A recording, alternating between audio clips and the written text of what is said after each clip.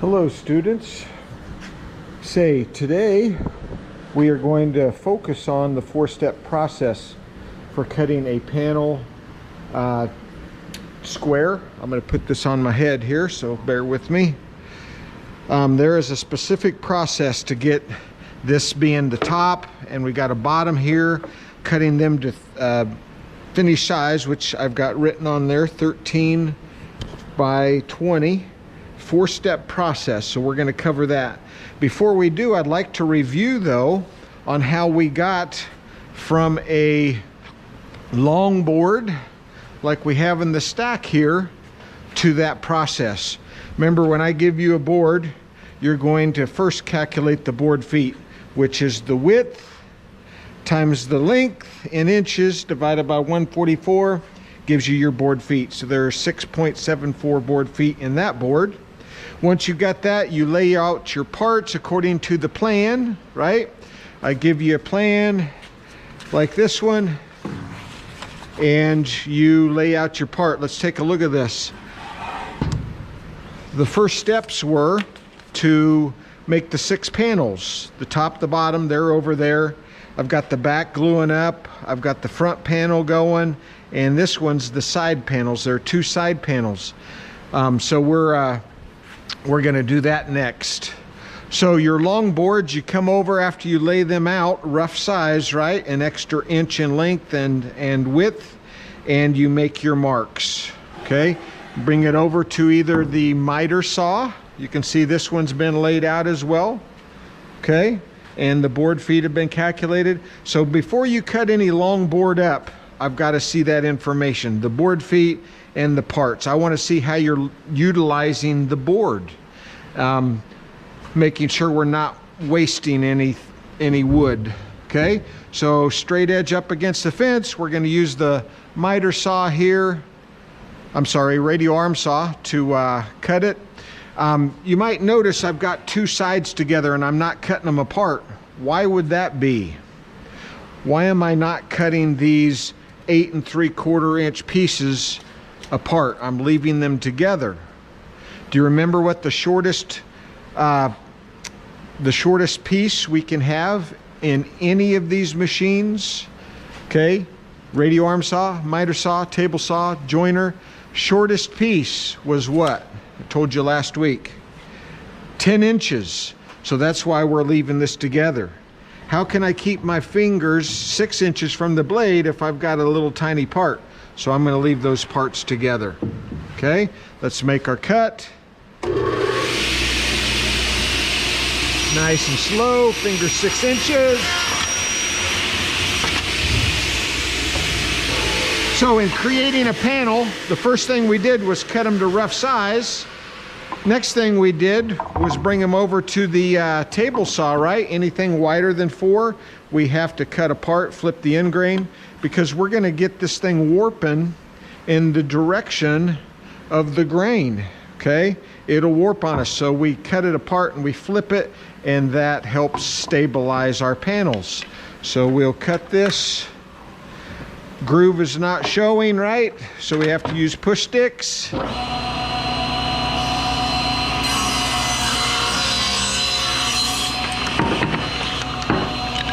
We push it till it drops. Remember what we did next? We brought them over, we flipped the end grain, right?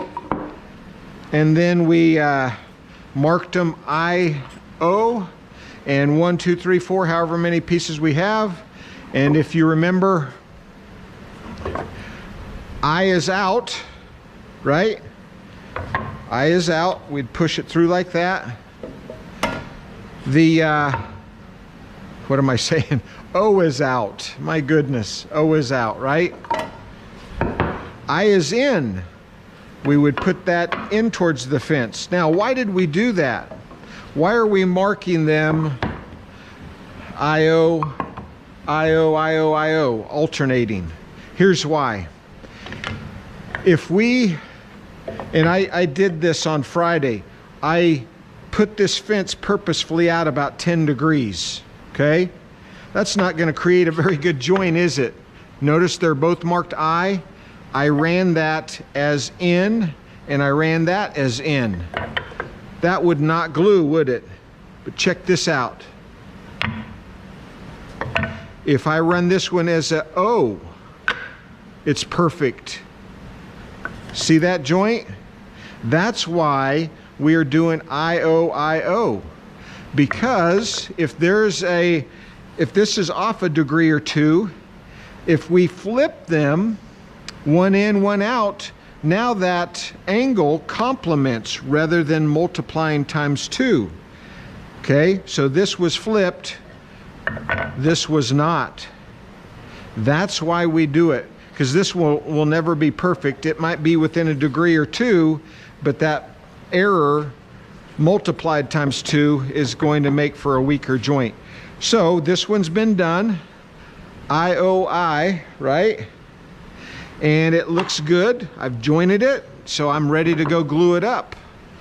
We're creating a panel.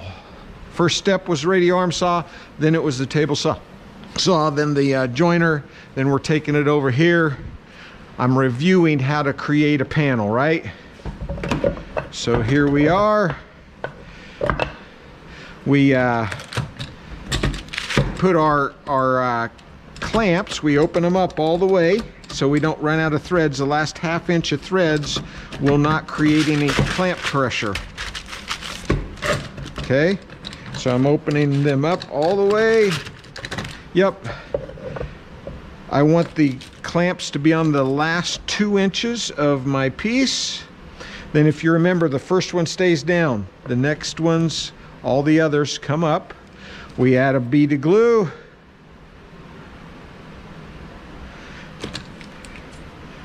And we're going to spread that out over the entire edge.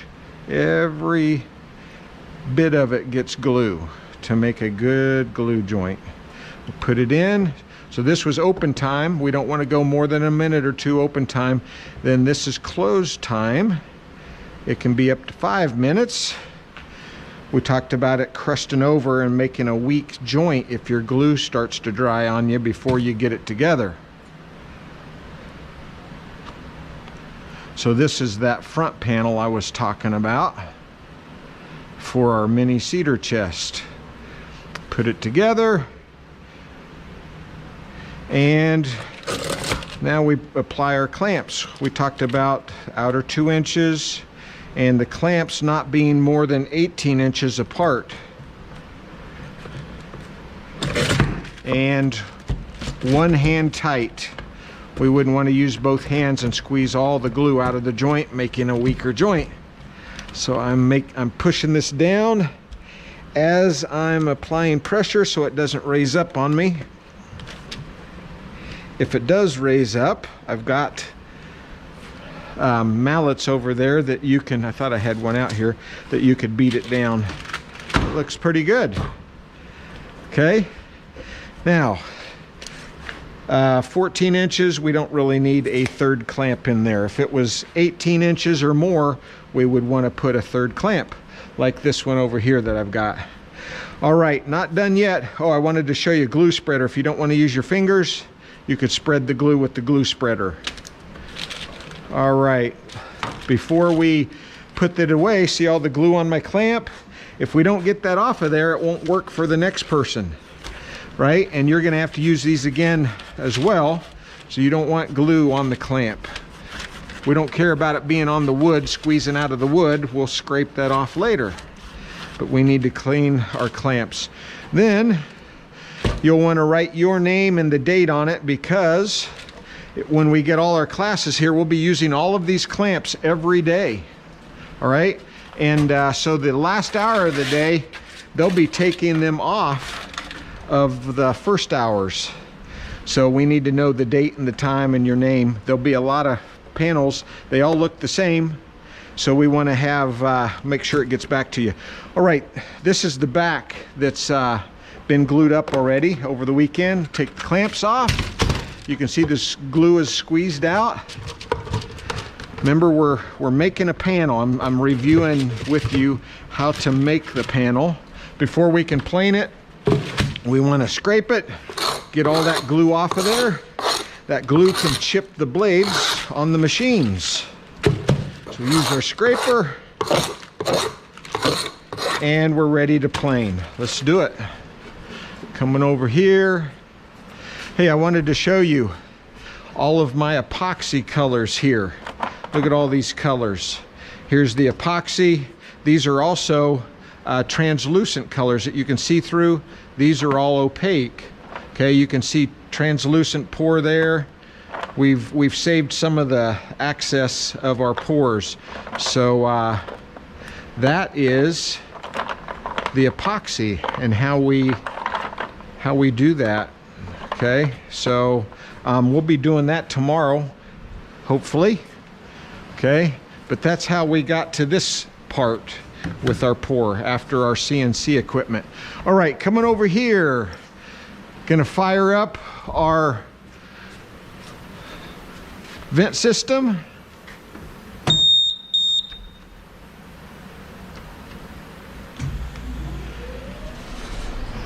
Gonna send it through our planer. I've measured it, it's 1 inch thick. I've set it at 1 inch, we're ready.